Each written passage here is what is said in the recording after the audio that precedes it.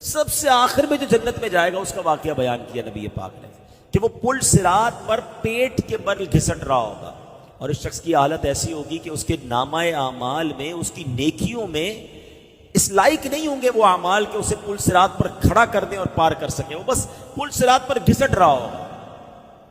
اور یہ پل صراط کیسا ہوگا؟ جہنم کی پشت پر بنا ہوا پل، تلوار سے زیادہ تیز، بال سے زیادہ باریک، اندھیرے میں ڈوبا ہوا۔ اب یہ اپنے رب کریم کو اس حالت میں پکارے گا، اللہ اکبر، کیا درد بھری پکار ہوگی، اے میرے رب مجھے جنت میں پہنچا دے، میرے رحمان و رحیم اللہ مجھے جہنم سے نجات عطا فرما دے۔ اللہ تعالیٰ فرمائے گا اگر میں تجھے جہنم سے نجات بخشوں اور جنت عطا کر دوں تو تو اپنے گناہوں کا اقرار کر لے گا، پھر اپنے جرم مان لے گا۔ میں حدیث کا خلاصہ پیش کر رہا ہوں۔ تو وہ کہے گا کہ ہاں یا اللہ بس تو مجھے اس مشکل سے نکال دے، جنت میں داخل کر دے، جہنم سے بچا لے، میں اپنے گناہ مان لوں گا۔ اب پل صراط سے اسے بآسانی پار کرا دیا جائے گا۔ اب بندہ سوچے گا اگر میں نے اپنے گناہوں کا اقرار کر لیا تو مجھے تو پھر جہنم میں ڈال دیا جائے گا۔ یہ انہی سوچوں میں غرق ہوگا کہ اللہ پاک فرمائے گا اے بندے اپنے گناہوں کا اقرار کر، میں تجھے بخش دوں گا اور تجھے جنت میں داخل کر دوں گا۔ مگر وہ کیسا بندہ ہوگا، وعدہ کرنے کے باوجود کہے گا مولا تیری قسم میں نے تو کوئی گناہ کیا ہی نہیں ہے، میں نے تو کوئی گناہ نہیں کیا، نہ مجھ سے کوئی خطا ہوئی ہے۔ اللہ پاک فرمائے گا اے بندے میرے پاس تیرے خلاف گواہ ہے۔ وہ ادھر دیکھے گا ادھر دیکھے گا، عرض کرے گا یا اللہ گواہ کدھر ہے؟ گواہ تو کوئی بھی نہیں، میں اکیلا ہوں۔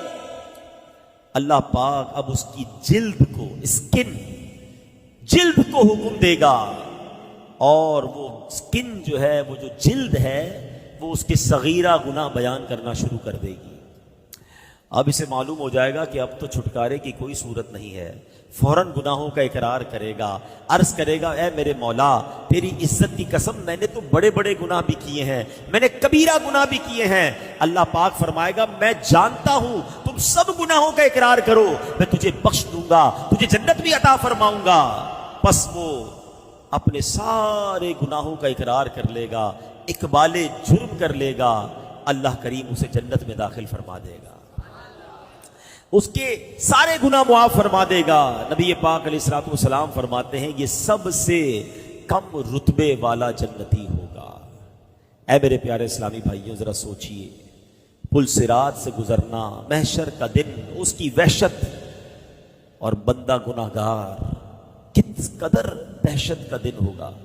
اچھا دنیا کی عدالت کا کیا دستور ہے کہ اگر آپ اقرار کر لیں، جس کو کہتے ہیں نا اقبال جرم کر لے، تو دنیا میں جو ایکسپٹ کرتا ہے اس کو سزا سنا دی جاتی ہے، مگر رب عز و جل کی کہتے ہیں نا رحمت کے اصول نرالے ہیں، جو اس کے دربار میں گناہوں کا اقرار کر لے، شرمندہ ہو جائے، میرے مولا کی رحمت اسے معاف فرما دیا کرتی ہے۔